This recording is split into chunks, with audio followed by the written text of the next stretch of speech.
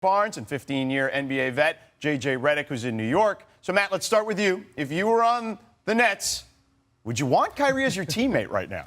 Absolutely, because you obviously have a personal relationship with them, the guys in the locker room. I'm sure the guys in the locker room still love him. They just want him to commit. And, the fact that we're talking about can he get a max, should he get a max, the talent is undoubtable. What they're debating on is the character and the want and the will to compete every single day with the rest of your teammates.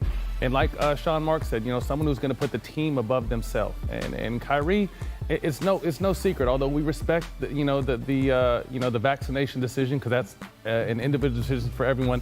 He's been a very selfish person and a selfish player, and he's left a franchise in limbo. He's left a good friend, Kevin Durant, in limbo. But all people want to see is, can this guy commit?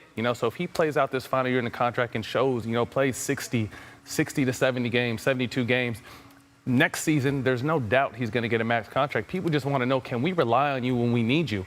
And the answer so far has been no. But I'm thinking he's going to hear this all. We're already tired of talking about, but this is just beginning. He's going to hear this all the entire summer, and maybe something will get through to him. JJ, what's your reaction to all this noise surrounding Kyrie? Well, there's always posturing. There's always smoke and mirrors. People are looking for leverage. Players do it. Teams do it. Agents do it. This is really nothing new to the NBA.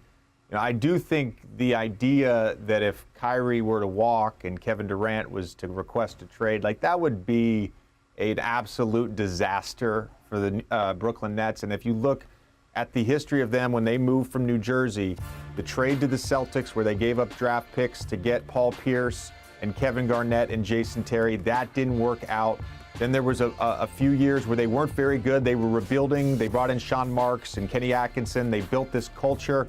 And then they used that culture and that promise of a better future to leverage that into signing Kevin Durant and Kyrie Irving as a package deal. Then they traded away a lot of that depth, guys like Karis LeVert and Jared Allen, D'Angelo Russell, the people who helped build this culture.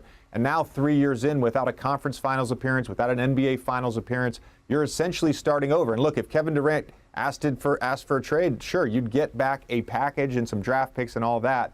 But the goal was, when those guys signed, to get a championship. And if that were to not happen in this era, that's a failure. Deep down, do I think Kyrie Irving is a selfish player or a selfish person? No. But Matt Barnes is absolutely right. Nothing has ever been good enough for Kyrie. Kyrie started on a lottery Cleveland team that had a backcourt of Kyrie Irving and Dion Waiters, and they were the two best players on the team. Then LeBron came in, and I get it, if you're Kyrie, that may have been unexpected, but shouldn't you show at least a little bit of gratitude, because right away that they went from a lottery team to a number one seed in the East, just right away, before they even played a basketball game. You think Kyrie would be kind of happy that happened. But nope, he's never happy. Even if he wanted to do it himself, he could have looked at it from a positive perspective, but instead he was immediately unhappy and wanted to be the number one option. So there he was, unhappy in Cleveland, winning championships, making the finals every single year. Poor Kyrie. So then he goes to Boston and has his own team full of young guns. Literally a dream scenario for him, because he said he wanted to be the number one option and the leader. No more LeBron.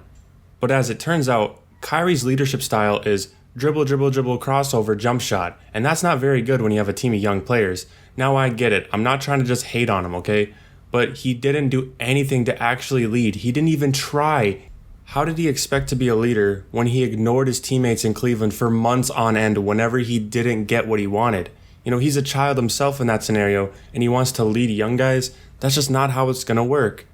But that's okay. He realized he didn't want to be a leader, and he still doesn't want to play with LeBron, so he'll join Kevin Durant in Brooklyn. He's got a new number one option, and he can just be himself, Mr. Dribble Crossover, and everything will turn out great, right?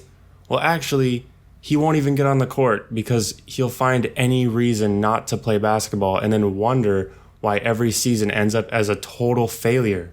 I know I'm coming across as a huge hater here, but my point is, no matter where Kyrie's been, no matter what scenario, because they've all been very different, he's never happy, and there's never any success unless he's in Cleveland with LeBron James. That's it. Everything else has been a failure. But let me know in the comments, has Kyrie been a selfish player, or is that just how it comes across?